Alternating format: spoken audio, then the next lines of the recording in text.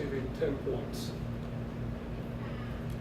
Reducing hazard risk is a 10-point question, single question, that simply asks, does the entity participate, or will any projects contained in the application result in participation in the NFIP community rating system, or the FEMA Cooperating Technical Partners Program, or National Fire Protection Association FireWise program. We selected these because the community rating system, communities able to participate in that, can reduce the insurance costs for residential homeowners for their flood insurance. And also it reduces the tendency for additional federal money being required in future disasters. The FEMA Cooperating Technical Partners Program is for floodplain mapping efforts that are taking place outside of the FEMA process that will result in enhanced floodplain mapping. And finally, the FireWise program was selected because of the seeming frequency of debris playing a role in causing failures to function and things of that nature in the various programs. It's a simple yes/no question. Yes, it's going to result in any of these participations. Receives 10 points. No, 0 points. And finally, cost per beneficiary, which is a very straightforward mathematical approach to the project. It simply asks, what is the total project cost per beneficiary? If less than $300 per beneficiary, it receives a full 20 points. $300 to $1,150 is 10 points. $1,150 to $3,000 is 5 points, and $3,000 or more per beneficiary is 0 points. And this again uses the multi-project cost weighting. These numbers were actually derived from what we've seen in the applications from round 2.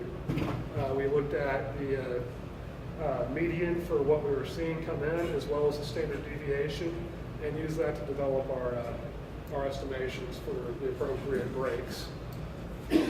Then finally is the tiebreaker, which is what is the LMI percentage for the overall application? This is a very simple, approach of the higher LMI percentage gets the higher ranking. It's very unlikely that we'll have any tied applications, but if it does occur, we have a way to approach it. This point, that ends our presentation. We're going to look at doing the public comment period at this time. There are multiple ways you can do this. You can submit written public comments via mail to the TDRA Disaster Recovery Division, P.O. Box 17900, Austin, Texas, 78760-7900. Submit them also by fax at 512-936-0356, or by email to drquestions@tdra.state.tx.us.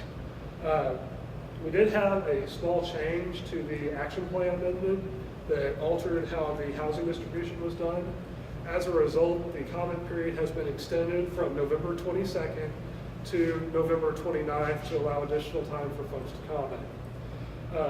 At this time, we'll be taking public comment from those in the audience here in Houston. Then I think we'll shift over to the public comments that we may receive via webinar. And at that point, I think we'll be about ready to wrap it up. So if anybody here in Houston has these comment cards, we ask that you do fill one of these out if you're going to get a spoken public comment. This allows us to make sure we get your name right for one, but also so that we make sure that we clearly understand what your comment is so we can provide a reasoned response. If anybody needs any of these, just raise your hand.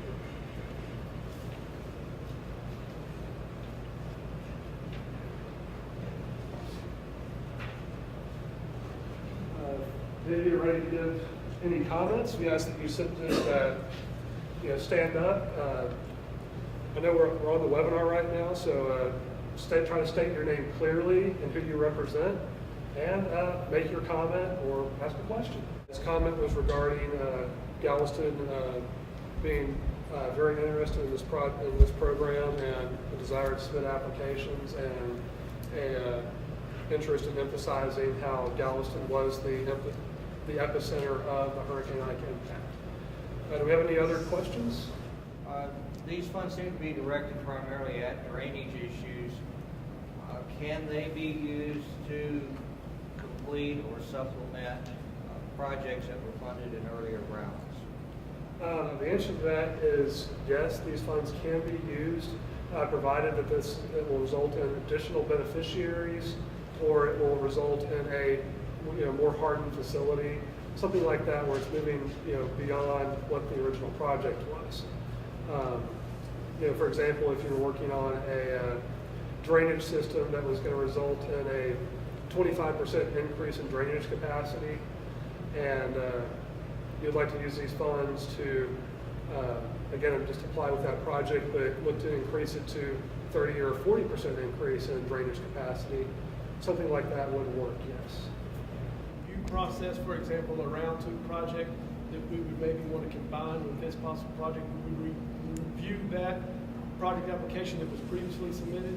The approach you would want to take in such a situation is you apply for your round two project within the constraints of your funding for round two.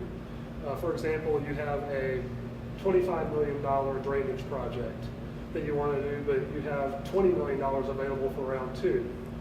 Well, you shift your scope to fit that $20 million, but you make sure you set it up so that, to get that additional $5 million, it's a simple case of, I need to add this much more length to the project or something like that. Make a logical break. You think of it like how you would phase a project in engineering, so that when you have additional funds come available for like a bond program or something like that. That would be the approach. We would revise that project. We would just You would apply as a separate project. Approach for when these funds become available. Yeah. For example, if you were taking, we're going to work on drainage on Broadway Street, and it's going to do all the drainage between Broadway Street and UT Medical Branch, which I know is an insane length, but we're going to work with that.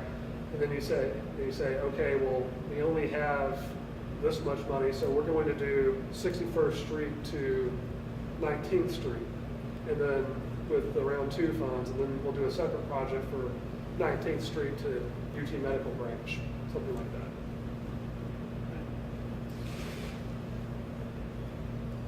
Just follow on the question there. So then, you get these funds, it's going to be a totally separate application process? It'll be a totally separate application process. The way it'll work is, of course, we just did round two, phase one. That was the applications that were due in October. We're going to do a full method of distribution process for the remainder of those round two funds sometime this winter to early spring. And then there will be an application process for those funds sometime springtime period. And then once we have those projects in, we can assess whether we've met the pledges. We're going to release the application for this, what we can tentatively call round three as a third application process. So if we do have a multi-phase project, right, those that we seem to be talking about, we would just go ahead and look at each phase and spend as much as we get on round one, round two. If we have something left and it's a later phase, we can then apply on this one. Exactly. Okay, folks. Oh, yes. The parking of public facilities, is that spelled out in the application criteria of what qualifies and doesn't? Yes, yeah, that's something we would include in the application guide. I anticipate that we'll actually take a very similar approach that we did with round two, where we'll hold technical assistance workshops and have individual meetings with applicants to make sure everybody understands the definitions within the application guide.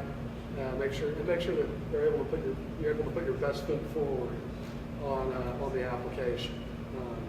There will be definitions for what qualifies as hardening, just like how we're going to have a criteria set for the planning studies, something like that. Otherwise, I think seeing no interest, I guess we'll go ahead and wrap this up. Thank everybody for coming to the hearing today. Wish everybody a safe trip back to your respective homes, offices, cities, and again, just like to remind anybody that's listening in, there's also a public hearing tomorrow in Harlingen, and if those of you that are listening in maybe from the Valley, we certainly encourage you to attend. That'll be at the Texas State Technical College over near the airport in Harlingen. Thank you for coming, and have a great day.